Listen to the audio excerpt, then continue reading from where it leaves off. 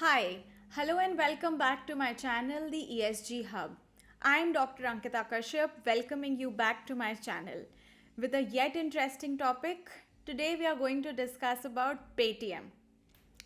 So, as we witness that Paytm fiasco is building up, even today we saw RBI announced an extension of the deadline for the Paytm Payments Bank until 15th March, but only for few functionalities that it offers. That is with respect to the Paytm QR, Soundbox, and card machines. Now, meanwhile, Paytm has shifted its nodal account to Axis Bank.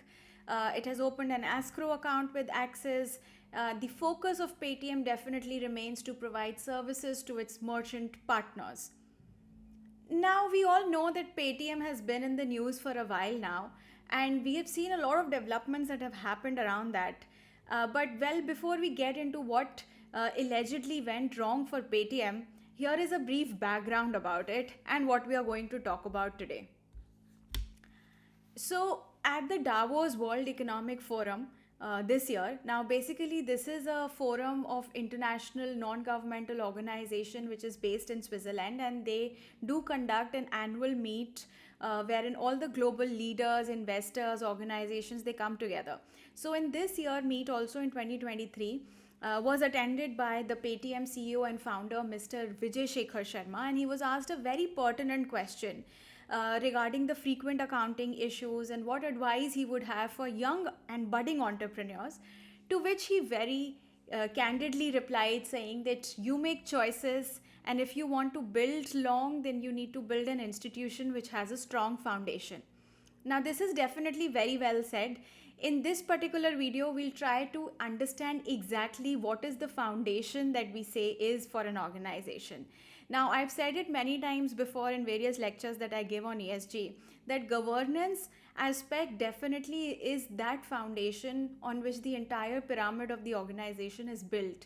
So, it is that, the main or the most important aspect of ESG, where how the organization can operate when there is no lack of transparency, accountability, and if there are any kind of aspects around this, it definitely has a huge trickle down effect on the entire organization.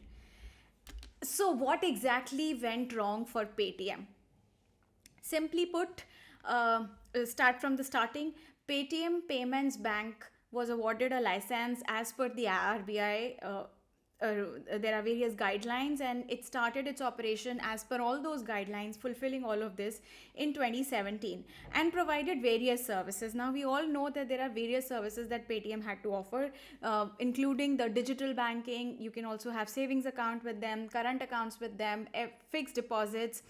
We all know the FASTag facility that it provided us. So on our cars, you can just have a Paytm FASTag and cross the tolls. So these were among various other offerings that it has. These are some of the offerings that Paytm started in 2017. Now, post that, there have been previous run-ins, I would say, with the RBI over various issues. One of them was supervisory concerns. One of them was a failure to monitor daily transactions, or it also pertained to submitting false information about transfer of an operating unit. So all this has happened, but in October 2023, a massive penalty of 5.93 crore rupees was imposed on the Paytm Bank.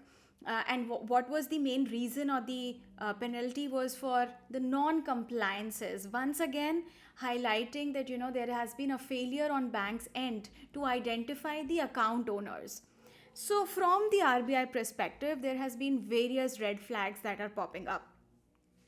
The Paytm Payments Bank Limited did not monitor their payout transactions, or it did not carry out any risk profiling of the entities that were, members to Paytm Bank, or they were availing the services of the Paytm. So, what's the violation in here? Just trying to go deep down inside of this. What is exactly that Paytm is doing is a violation as per RBI.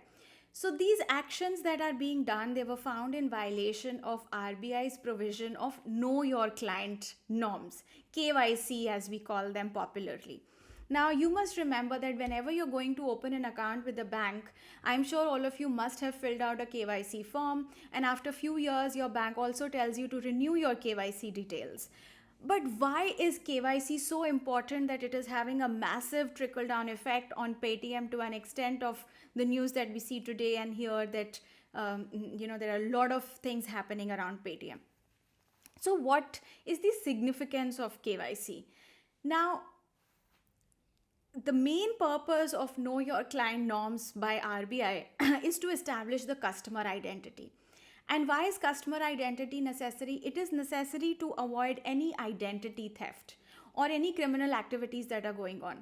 It also definitely helps the bank to put a face to the funds that are coming in from, to determine the funding sources and whether these funding sources are all legitimate or not.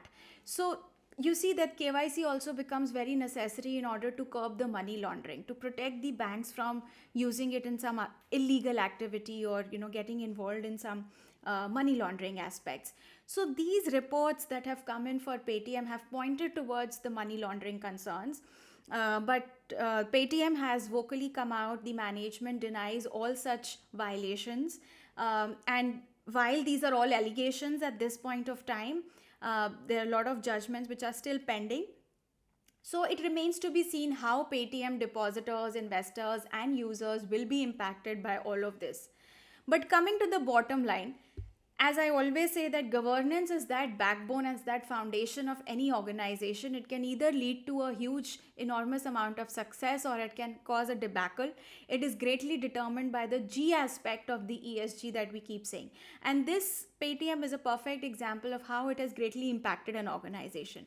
Hence, all organizations should pay lot of heed, lot of importance and significance to various governance factors, be it the transparency, accountability, what is the structure of the corporate, how are the board of directors structured, what is the independence that is given to, or how many independent directors that you have, whether there are ethical business practices that are put into place or not. So all this is very important and very essential for smooth conduct of the organization, and also looking at a long-term survival from here onwards.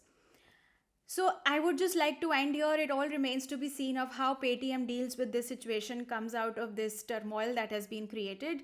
But having said that, if your organization is also thinking to relook at your organization structure, to develop some robust practices and policies around the G aspects, the G parameters, do not hesitate to reach out to us at the email address that I'll be linking here. Thank you.